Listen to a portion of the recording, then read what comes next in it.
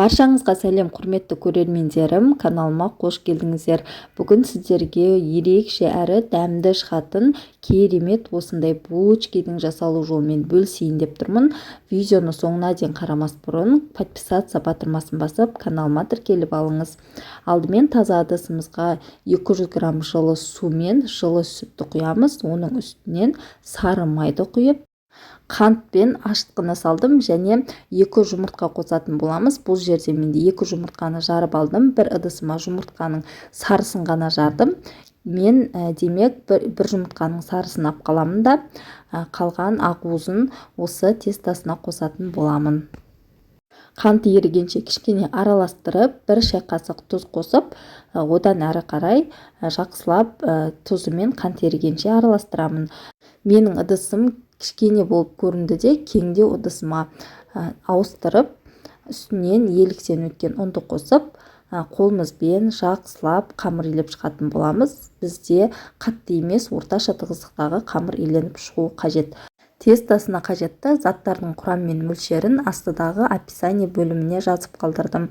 Яғни осы видеоның атауының үстін басатын болсаңыздар, описание бөлімі ашылады. Мінекей дайын болған қамырды бетін жауып, жылы жерге 1 сағат уақытқа қоя тұрамыз. Осы уақыт аралығында біздің қамырымыз өте әдемі болып көтеріліп қалады. Кішкене ұн себе отырып, үстелдің үстіне қамырды қойып илеп алдым. Келесі кезекте қамырды өзімізге ыңғайлы болатындай етіп, бірнеше бөліктерге бөліп аламыз. Мен алдымен ортасынан теңдей 2 бөлікке бөлдім. Одан соң тағы видеода көріп тұрғандарыңыздай 4 бөлікке бөліп, әрбір бөлінген бөлікті тағы 2-2-ден бөліп шықтым. Мен 12 бөлікке бөліп алдым.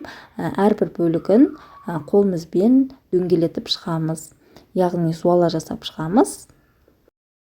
Қамырымыз қаясып қалмас үшін бетін мата сүлгімен жауып қойдым. Шетінен алып біртіндеп жая береміз. Алдымен ұнды сеуіп алып, оқтаудың көмегімен қамырымызды үлкейтіп аламыз. Қамырды кішкене сопақша етіп жаямыз. Сол кезде орауға өте ыңғайлы болады. Бетіне бөлме температурасындағы тұрған сары майды жағамыз.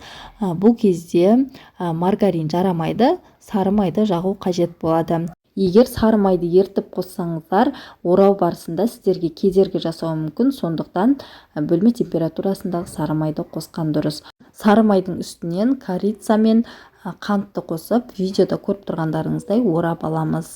Ішіндегі салмасын өзіңіздің қалауыңызға қарай жасасаңыздар болады. Корица ұнамайтын болса, какао немесе мақты да пайдалансаңыздар болады. Мен жартысын какаодан, жартысын корицадан жасадым.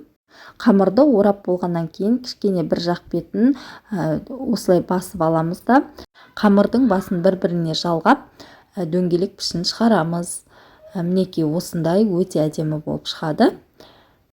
Құрметті достар, егер сіз менің каналыма тіркелмеген, жаңадан қарап отырған көрермен болсаңыз, астыдағы тұрған подписаться батырмасын басып, каналыма тіркеліп алуды ұмытпаңыз. Алдағы уақытта көптеген пайдалы рецепттер болады. Каналымдағы видео бөліміне өтетін болсаңыз, сіздер іздеген бірнеше видео рецепттерді таба аласыздар. Поделиться батырмасын басып, өздеріңіздің таныстарыңызбен, жақындарыңызбен WhatsApp желісінде осы рецептті бөлісе аласыздар. Мінекей достар, мен екінші түрін какаодан жасап көрсетіп жатырмын. Барлығын осылай жасап, пергамент қағазының үстіне орналастырамыз. Барлығын осылайша түйіп дайындап алдым. Енді бетін жауып, 15 минут уақытқа қоя тұрамыз. Осы уақыт аралығында әдемі болып көтеріліп қалады. Одан соң жаңағы бір жұмыртқаның сарысына 1 ас қасық сүтті қосып араластырып, бетіне жағып шығатын боламыз. Бетін өзіңіздің қалауыңызға қарай әртүрлетіп әсемдесеңіз болады. Мен какаоны осылайша сеуіп шықтым, оның жәніне мақты сеуіп әсемдедім. Енді міндетті түрде қызып тұрған пешке салып 35-40 минут уақыт пісіріп аламыз.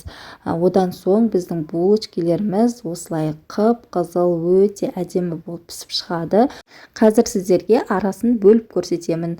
Өте жұп-жұмсақ әрі дәмді болып шықты. Дәмі енді өте ерекше болды.